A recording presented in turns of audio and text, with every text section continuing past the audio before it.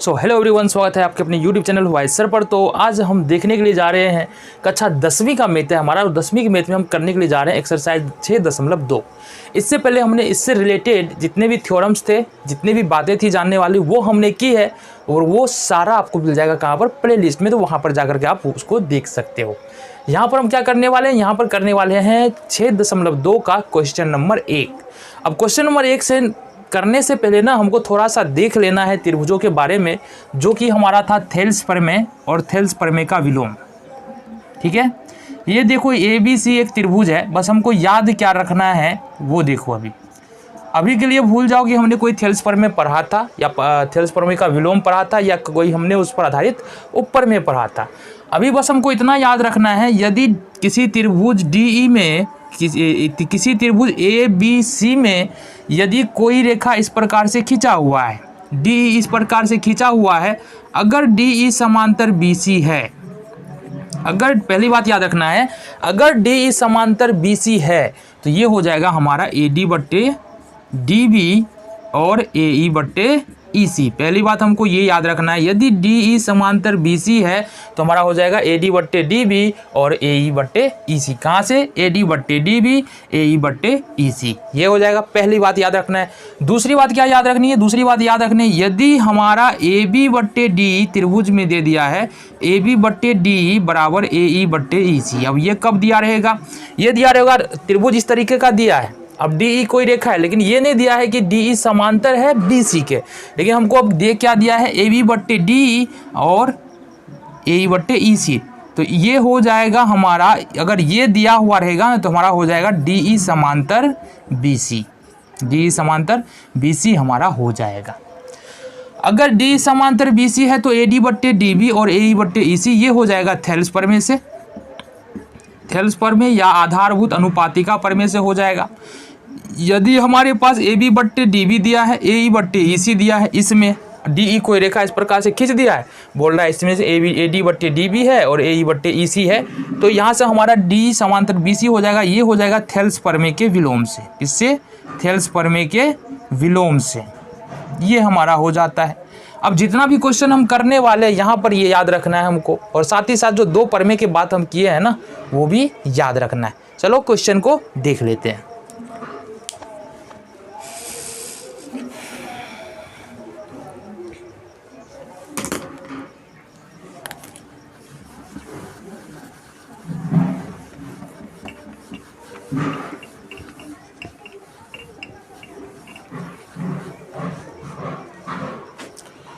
Question क्या कह रहा है ये देखो यहाँ से। तो क्वेश्चन क्या कह रहा है ये देखो यहाँ से, क्या कह रहा है, आकृति 6.17, यानी कि बुक में भी मिल जाएगा। ये आकृति हमने यहाँ भी बना दिया है, ये आकृति 1 है और ये आकृति 2 है। क्या कह रहा है, आकृति 6.17 1 और 2 में DE समांतर BC है, यानी कि अभी जो हमने बात किया DE समांतर BC है। तो DE समांतर BC है तो EC और AD का मान ज्ञात करना है, ये हमको ज्ञात करके बताना है। ठीक है, तो यहाँ पर लिखते हैं आकृति 1 के लिए, अब आकृति 1 के लिए तो यानी कि इस वाले आकृति की हम बात करेंगे। दिया क्या है, DE समांतर BC, त्रिभुज ABC में दिया है DE समांतर BC, ये दिया है हमारा DE समांतर BC।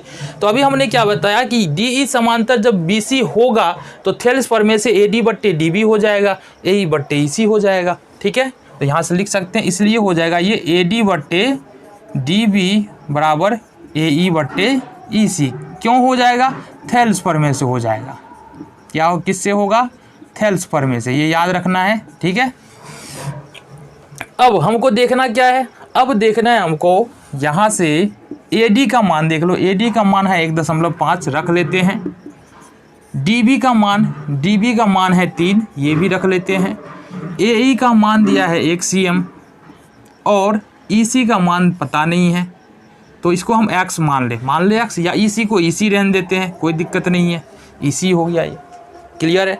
चलो जी, अब अगर क्रॉस मल्टीप्लिकेशन करते हैं, यानी कि कोना कोनी गुना कर ले, तो 3 गुने 1 हो जाएगा, ये हो जाएगा हमारे पास 3, और साथ ही साथ हो जाएगा 1.5 इंटू हो जाएगा EC।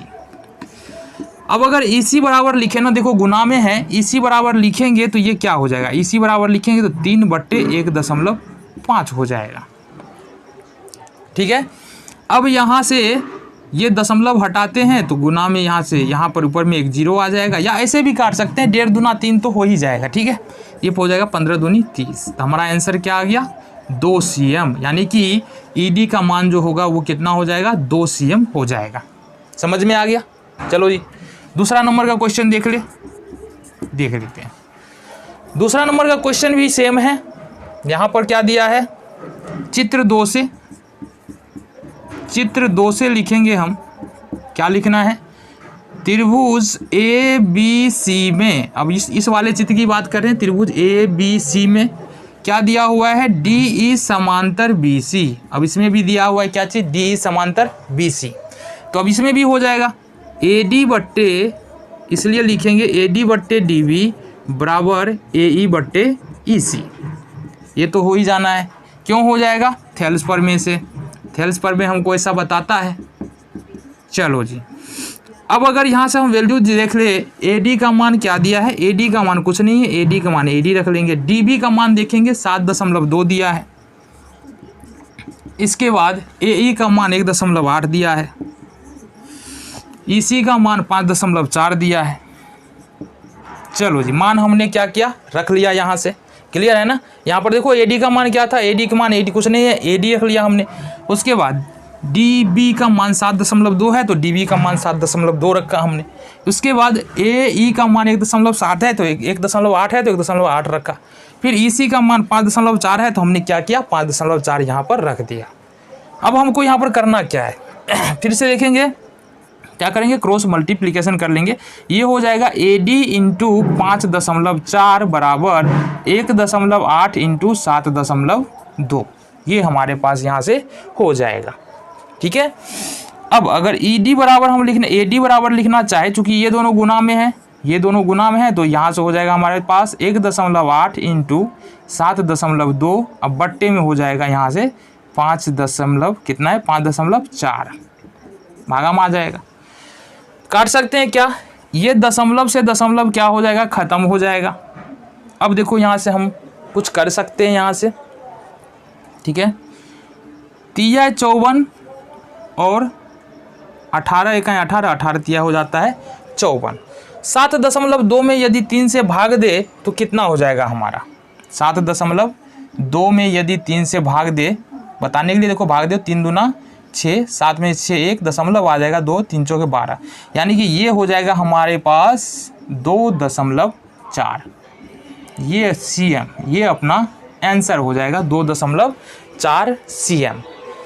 तो यहाँ से देखेंगे AD का मान कितना निकला हमारा, 2.4 cm। ठीक है, देखेंगे क्वेश्चन नंबर 2, यानी कि ये वाला क्वेश्चन हमारा क्या कह रहा है, इसके बारे में हम बात करने के लिए जा रहे हैं। तो देखो क्वेश्चन नंबर 2 क्या कह रहा है, इसको समझने की कोशिश करते हैं। क्वेश्चन नंबर 2 कह रहा है हमारा, किसी त्रिभुज की भुजाएं PQ और PR पर क्रमशः E और F बिंदु स्थित है। देखो त्रिभुज है PQR पर, PQ पर E स्थित है, PR पर F स्थित है। तो निम्नलिखित में से प्रत्येक स्थिति के लिए बताइए EF समांतर QR है, मतलब अपने को बताना है EF समांतर QR है। अब हमने क्या बताया कि यदि त्रिभुज इस तरीके से कोई रेखा खींचा हो कि 2 बिंदु त्रिभुज के अलग अलग भुजाओं पर है, 2 बिंदु त्रिभुज के अलग अलग भुजाओं पर है, और उस 2 बिंदु को मिलाने से, ठीक है, उस 2 बिंदु को यदि मिला दिया जाए और हमारे पास उससे क्या होगा कि दोनों भुजाएं का कुछ ना कुछ अनुपात निकल के आएगा। मतलब BE/EQ करेंगे और PF/FR करेंगे तो हमारे पास कुछ ना कुछ अनुपात निकल के आएगा। यदि वह अनुपात बराबर है तो EF समांतर QR हो जाएगा, अनुपात बराबर नहीं है तो EF समांतर QR नहीं होगा। ये हमको यहाँ पर बताना है। ठीक है, तो ये बात हमको पता है। तो पहला नंबर क्वेश्चन हमको क्या दे रखा है, पहला नंबर क्वेश्चन दे रखा है PE बराबर 3.9 cm। इसके बाद EQ बराबर, अच्छा ये हम लिख क्यों रहे, ये तो अपना लिखा हुआ है ना। तो पहला नंबर क्वेश्चन देखो यहाँ से, देखिए EF समांतर QR है कि नहीं है, ये हमको बताना है। ठीक है, तो यहाँ से देखेंगे त्रिभुज ABC में, त्रिभुज पी क्यू आर में, त्रिभुज पी क्यू आर में देख लेंगे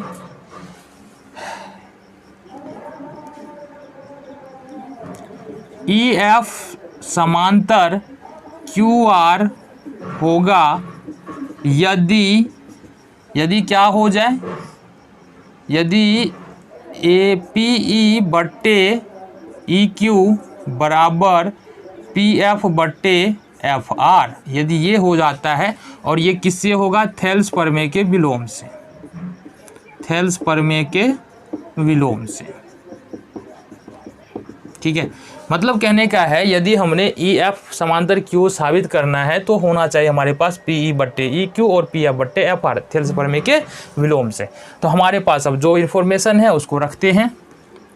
पहला क्या, अब सिंपली हम क्या करते हैं, इसका अनुपात ले लेते हैं यहाँ से। अब पी ई बट्टे ई क्यू लिख लेते हैं, पी ई बट्टे ई क्यू, पी ई का मान पहले में दिया है 3.9 और ई क्यू का मान दे दिया यहाँ से 3 बराबर 3। ठीक है, दूसरे का अनुपात लेते हैं, पी एफ का मान यहाँ पर दिया है तथा पी एफ बट्टे एफ आर बराबर देख ले हम, पी एफ का मान दिया है 3.6 और एफ आर का मान दिया है यहाँ से 2.4। तो यहाँ से देखो ये दशमलव खत्म हो जाएगा।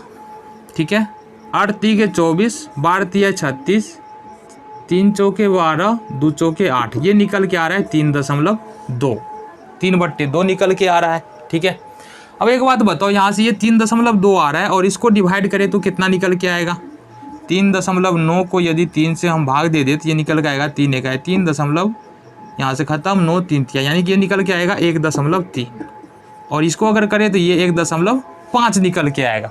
क्या ये बराबर है, क्या ये बराबर है, नहीं है ना, तो बराबर नहीं है, इसलिए हम लिखेंगे यहाँ पी ई बट्टे E Q does not equal to P F बट्टे एफ आर। ठीक है, दिखाई दे रहा है ना, यहाँ पर 1.3 है, 1.5 है, यहाँ से ये भी लिख सकते हैं। इसलिए क्या लिख सकते हैं, ई एफ समांतर क्यू आर नहीं है, ई एफ समांतर क्यू आर नहीं है। ये हो गया हमारा पहला नंबर क्वेश्चन।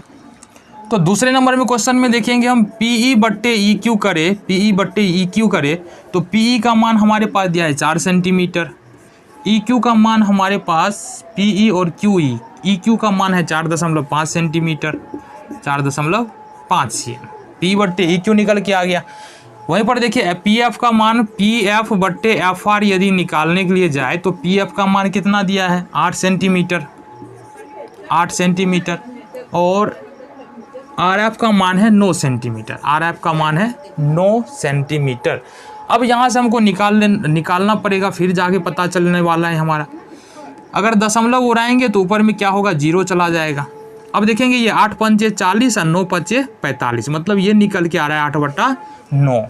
तो कहने का मतलब है पी ई बट्टे ई क्यू बराबर में आ रहा है पी एफ बट्टे एफ आर। यहाँ लिख देते हैं, यहाँ पी ई बट्टे ई क्यू बराबर आ रहा है पी एफ बट्टे एफ आर के, बराबर कितना आ रहा है 8/9। इसलिए लिख सकते हैं डी ई समांतर हो जाएगा, डी ई वही है ना, ई एफ समांतर हो जाएगा क्यू आर के। ये अपना दूसरा नंबर का क्वेश्चन है, समझ में आ रहा है। चलो जी, तो तीसरा नंबर क्वेश्चन हम देखेंगे। यहाँ से तीसरा नंबर क्वेश्चन में हमको दिया है पी क्यू का मान दिया 1.28, मतलब हमारे पास पी क्यू है 1.28, साथ ही हमारे पास पी आर है, मतलब पी आर ये पूरा ये दिया है 2.5, पी आर है हमारे पास 2.56। साथ ही अगर हमारे पास यहाँ दिया है पी ई बराबर 0.18, मतलब पी ई बराबर 0.18, पी ई बराबर 0.18। इसके अलावा दिया है हमको पी एफ बराबर 0.36, ये हो जाएगा पी एफ बराबर 0.36। देखो यहाँ से समझने की कोशिश करो, पी क्यू का मान 1.28 है, ये पूरा मान है 1.28। पी ई इसका मान दिया है यहाँ पर 0.8। इसका मतलब है यदि पूरे पी क्यू में से यदि पी ई घटा दे, पी क्यू में से पी ई घटा दे तो ई क्यू का मान आ जाएगा।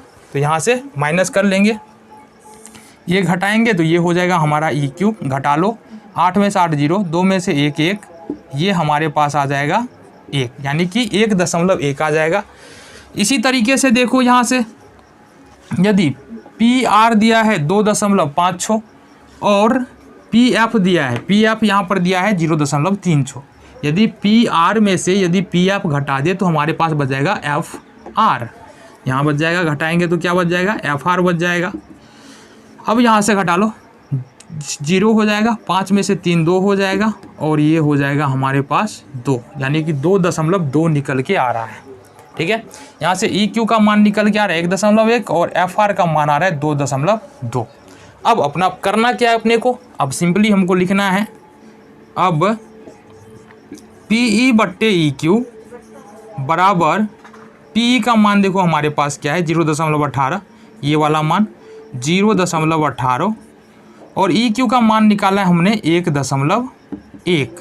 अब सिंपली क्या करना है अपने को देखो यहाँ से एक बड़ा काम कर लेना है, यदि यहाँ से दशमलव हटाएंगे तो ऊपर 10 आ जाएगा, यहाँ पर दशमलव देखो ये वाला दशमलव हटाएंगे तो यहाँ से हो जाएगा 100, ये हो जाएगा 10 दहें के 100, दोनों दशमलव गायब है, 18 बट्टे ये हो जाएगा 110, यहाँ से 9 दूनी 18 हो जाएगा और ये 55 दूनी 110 हो जाएगा, तो 9 बट्टे 55 हो जाएगा हमारा क्या पी ई बट्टे ई क्यू हो जाएगा 9 बट्टे 55। अब यदि हम निकाले दूसरा पी एफ बट्टे एफ आर निकाले तो क्या निकलेगा, पी एफ का मान यहाँ पर कितना है 0.36 बट्टे एफ आर का मान क्या है 2.2, यही मान सकते हैं 2.2। तो यहाँ से हमको देखना पड़ेगा, क्या देखना पड़ेगा, यहाँ से देखो तो यहाँ से हमको देखना पड़ेगा, देखो ये वाला दशमलव हटाएंगे तो यहाँ से हम क्या कर सकते हैं, ऊपर वाला दशमलव हटेगा तो नीचे में 2 जीरो आ जाएगा, फिर ये वाला दशमलव आएगा तो ऊपर में 1 जीरो आ जाएगा, 1 जीरो से 1 जीरो का ख़त्म हो जाएगा, हमारे पास बच जाएगा 36 बट्टे 220, इसको गुना करेंगे 22 को 10 से 220 हो जाएगा, ये होगा 18, ये होगा 110। अब देखो यहाँ से यही आ रहा है ना, यहाँ इसमें भी क्या था, इसमें भी था हमारा 18 बट्टे 110, 9 बट्टे 55 हमारा 9 दूनी 18 55, यानी कि ये आ रहा है हमारे पास 9 बट्टे 55।